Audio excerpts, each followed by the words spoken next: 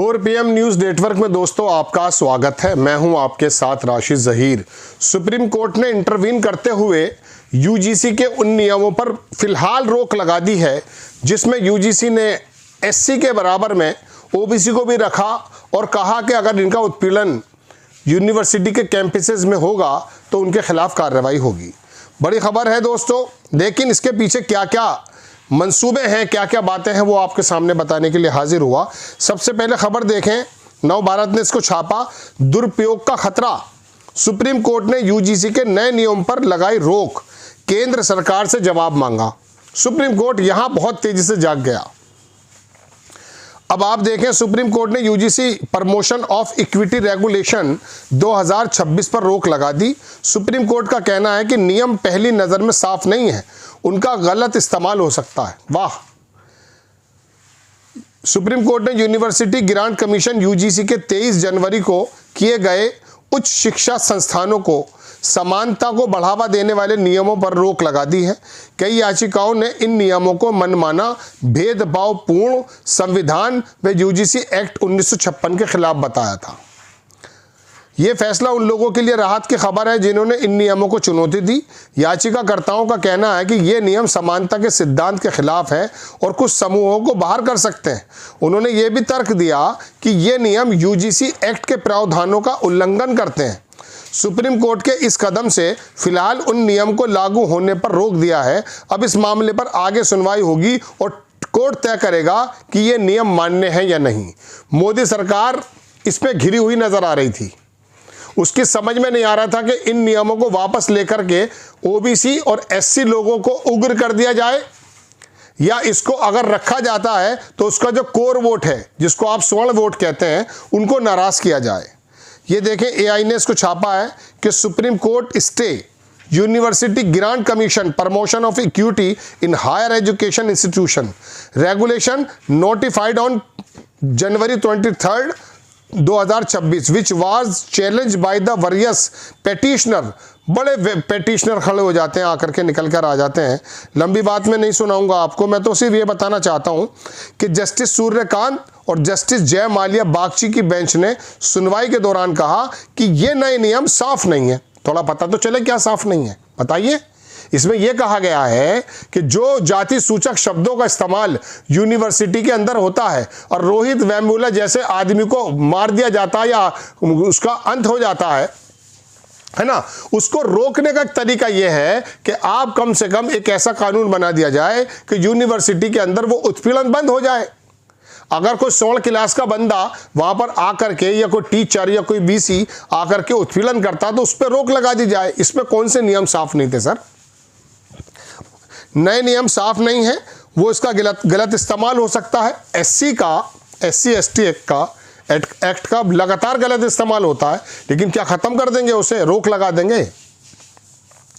इसलिए कोर्ट ने इन नियमों पर तुरंत रोक लगा दी है। कोर्ट ने यह भी संदेश दिया कि 2012 में जो नियम थे अब फिर से लागू होंगे। इस मामले में अगली सुनवाई 19 मार्च को तय की गई है। कोर्ट ने कहा कि इस्तेमाल किए गए शब्दों पर सवाल उठाए। जस्टिस बागची ने कहा कि रेगुलेशन में इस्तेमाल किए गए शब्दों से ऐसा लगता है कि इसका दुरुपयोग हो सकता है। उन्होंने ये भी कहा कि हम समाज में एक निष्पक्ष और सबको साथ लेकर चलने वाला माहौल बनाना चाहते हैं। उन्होंने एक महत्वपूर्ण सवाल उठाया, जब पहले से ही 3E मौजूद है तो फिर 2C की ज़रूरत क्या पड़ जाती है? ये सवाल नियमों की प्रासंगिकता पर उठाया गया था। याचिकाकर्ता ने क्या दलील दी थी वो भी देख लीजिए। याचिकाकर्ता जो है विष्णु शंकर जैन, मेरे ख्याल से वही है जो मंदिरों पे लाया था, संभल के ऊपर जो वकील है वो वही लाता है ये चीज़ें, ने कोर्ट में दलील दी कि यूजीसी एक्ट की धारा 3C को चुनौती दे रहे हैं और इसे असंवैधानिक बता रहे हैं। उन्होंने कहा कि ये धारा सिर्फ एक धारणा पर आधारित है, सामान्य श्रेणी के छात्र भेदभाव करते हैं। चीफ जस्टिस सूर्यकांत ने इस पर कहा, कोर्ट केवल इन प्रावधानों की कानूनी वैधता और संवैधानिक की जांच कर रहा है। चलिए साहब, मैं ज़रा सा ये पता करके बताऊंगा कि ये विष्णु शंकर जैन वही है जो संभल में और तमाम बनारस के मंदिरों में निकल करके आता है। इसको लगा कि 5000 सालों का जो हम ये काम कर रहे हैं वो आपको मैं यहाँ पर स्टॉप करूँगा दोस्तों 1 मिनट के लिए, चूँकि मुझे अब गिरौक पर जाना पड़ेगा। मैं देखना चाहता हूँ ये विष्णु जैन जो वही वकील है कोई और है। तो दोस्तों ये वही वकील निकला जिसके बारे में मैं आपसे कह रहा था। ये विष्णु जैन वकील वही है जो ज्ञानवापी और संबल की मस्जिद हर मंदिर मामलों में हिंदू पक्ष की तरफ से याचिका लड़ रहे हैं, वही वकील है।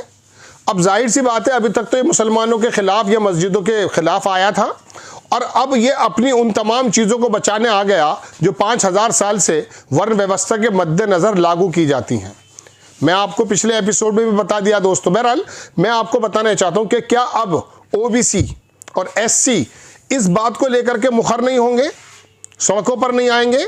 आप लोगों ने यानी कि सुप्रीम कोर्ट ने जो भी ये काम किया है उसके बारे में कोई टिप्पणी तो नहीं की जा सकती, लेकिन फिर भी मैं आपको बताना चाहता हूं दोस्तों कि इन नियमों को लागू उन्होंने क्लियर कर दिया था। अभी जो प्रधान है एजुकेशन मिनिस्टर, उस आदमी ने आकर के कहा कि इसका मिसयूज भी नहीं हो पाएगा, इसके ऐसे प्रावधान भी हम कर रहे हैं।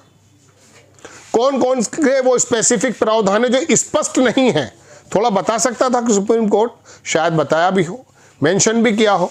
लेकिन दोस्तों पहली नज़र में तो बात यही आ रही है कि मोदी सरकार से जाने अनजाने में एक काम ऐसा हो गया था जिसकी वजह से ओबीसी, एससी, कमज़ोर लोग जिनका उत्पीड़न होता है उनको थोड़ी सी राहत मिल जाएगी। लेकिन हुआ यूं है कि धर्म के ठेकेदार, और ये जो मैं वकील जिसकी बात कर रहा हूँ, कोई बुराई नहीं है इसके अंदर, वो सारे कामों में आ सकता है, लेकिन इसके मैंने ऐसे कोई केस नहीं सुने कि साहब ये किसी डकैती में, किसी चोरी में, किसी सिविल सूट में ऐसे में आया जो लोगों के कम से कम भलाई का काम करता हो। जितने भी मैं कह सकता हूँ कि ऐसे मसले जो थोड़े से डिस्प्यूटेड हैं उसमें सबसे पहले ये आगे आते हैं। चलिए खैर, ये आ सकते हैं, इनको कानून इजाज़त देता है। हम तो सिर्फ सवाल ये कर रहे हैं कि क्या और भी केस लड़ते हैं?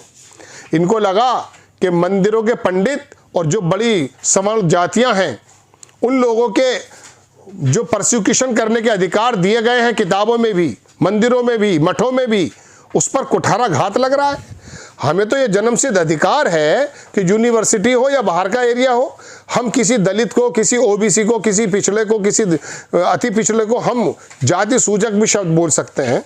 ऐसे कैसे कानून बन गए यूजीसी के कि साहब अगर किसी को कुछ जाति सूचक शब्द कह दिया है तो वो जाकर के हमारे खिलाफ रिपोर्ट करा देगा? मुझे तो हैरत थी कि मोदी जी का मेरे ख्याल से बिना जानकारी के ही है जो शिक्षा प्रणाली है उसने ये वाली बात कर दी थी, वरना मुझे लगता, अब देखिए दूसरे रास्ते आ गए रोकने के, अब लड़ते रहिएगा, करते रहिएगा सारे काम, ये वक्ती बातें हुआ करती। मुझे तो लगा था कि मोदी जी के अंदर एक ऐसा गरीबों का, ओबीसी का, एससी का एक दर्द जाग चुका है, लेकिन मोदी जी ने भी देख लिया होगा कि मेरे अंधभक्त अभी इतने अंधभक्त नहीं हैं।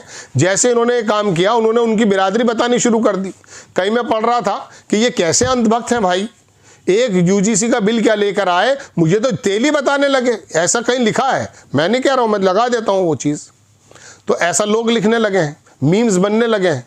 लेकिन बहरहाल अब सुप्रीम कोर्ट आ गया, अब देखिए चला गया। बहरहाल ओबीसी को सोचना चाहिए कि वो जो अंधभक्त बन करके काम करते हैं उनको कोई हुकूक ना मिल जाए, उनको रोकने के लिए सुप्रीम कोर्ट से लेकर के, विष्णु जैन से लेकर के बहुत सारे प्रावधान हैं। इत्तेफाक से पता नहीं कैसे गलती हो गई थी देवेंद्र प्रधान जी से, जो हमारे शिक्षा जो एजुकेशन मिनिस्टर हैं, अब निकाल दिया इसका रास्ता। जय हिंद।